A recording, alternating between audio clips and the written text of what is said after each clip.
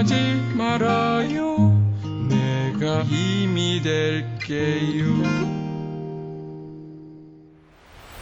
오늘은 비타민C 암 치료에 대해서 소개해 드리겠습니다. 비타민C 암 치료, 1970년대 라이너스 폴린과 유안 카메론 박사에 의해서 시작되었습니다. 1994년 휴 리오단 박사가 메디칼 하이포테시스라는 의학 저널에 비타민C가 항암제로서 충분한 가능성이 있다고 제시하면서 다시 불붙기 시작했습니다. 휴 리오단 박사는 레넥 프로젝트를 시행했는데, 이것은 캔서를 거꾸로 쓴 말로 기존의 치료가 암세포뿐만 아니라 정상세포에도 손상을 주는 것에 반발하여 암세포만 선택적으로 손상을 주는 치료법을 제시한 겁니다.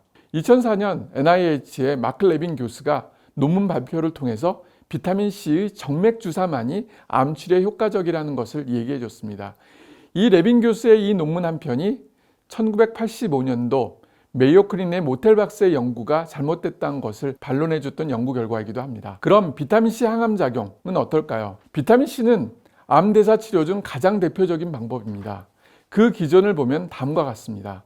첫 번째는 암세포의 당대사를 차단한다는 겁니다. 암세포의 에너지는 당분입니다. 비타민C는 당분하고 구조식이 똑같기 때문에 암세포는 비타민C가 당분인 줄 알고 가져갑니다.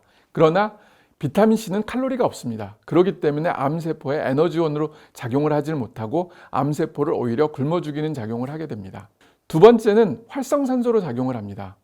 암세포 내에 들어온 비타민C는 H2O2를 생성해서 암세포를 직접적으로 죽입니다. 세 번째는 항산화 작용을 통해서 암세포라든지 다른 활성산소에 의해서 정상세포가 손상되는 것을 보호해주고 막아줍니다. 그리고 네 번째는 콜라겐을 생성해서 암세포가 주위 조직으로 침범하는 것을 억제해주는 효과를 갖고 있습니다.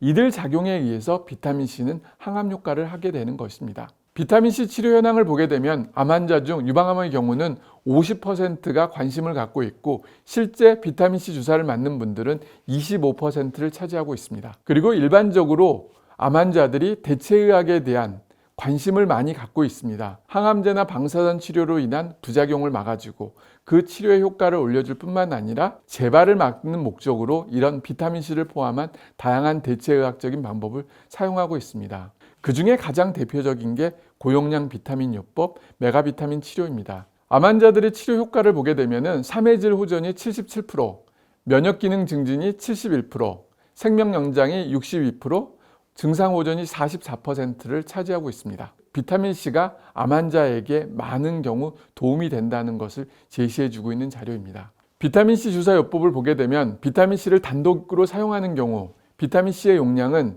몸무게 1kg당 1에서 1.5g을 사용합니다. 60kg인 경우는 60에서 90g의 비타민C 용량을 쓰고 있습니다. 그와 더불어 염화마그네슘을 0.5에서 1g까지 사용할 수가 있습니다. 휴 리오단 박사는 여기에다가 리포익산을 추가로 준 경우 비타민C의 효과를 7배나 올려준다는 연구 결과를 발표했습니다. 그래서 최근에는 비타민C와 더불어 리포익산도 추가로 사용하고 있습니다. 항암제나 방사선 치료를 병행한 경우 이때는 비타민C 용량이 줄어들게 되었습니다.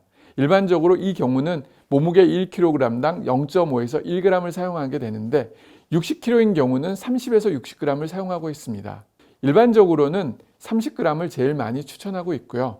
그와 더불어 염화마그네슘, 리포익산도 추가로 쓰고 있습니다. 정맥주사 하기 전에 우리가 체크할 사항이 있습니다. 첫 번째는 왜 비타민C를 이 환자에게 써야 되느냐?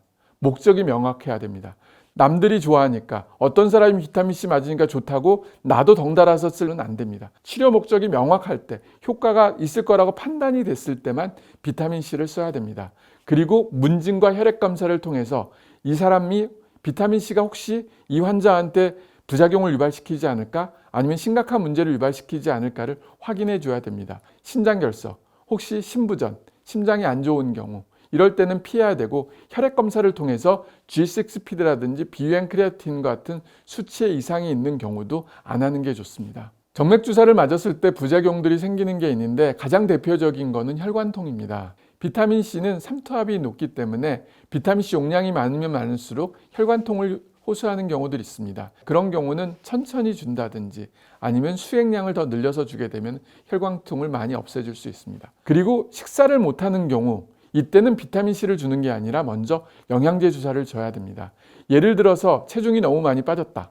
이 경우는 비타민 치료를 맞고 싶어도 비타민 치료를 받는 게 아니라 TPN, 아미노산 같은 영양주사를 맞아서 환자의 컨디션이라든지 영양 세포를 회복하고 나서 비타민C 주사를 주어야 합니다. 그리고 비타민 주사를 안 맞는 날은 경구로서 비타민C를 먹을 수가 있습니다. 이 경우는 비타민C가 약산성이기 때문에 일부 환자들에서 속쓰림이라든지 복부팽만, 설사 등을 유발시킬 수가 있다고 되어 있습니다.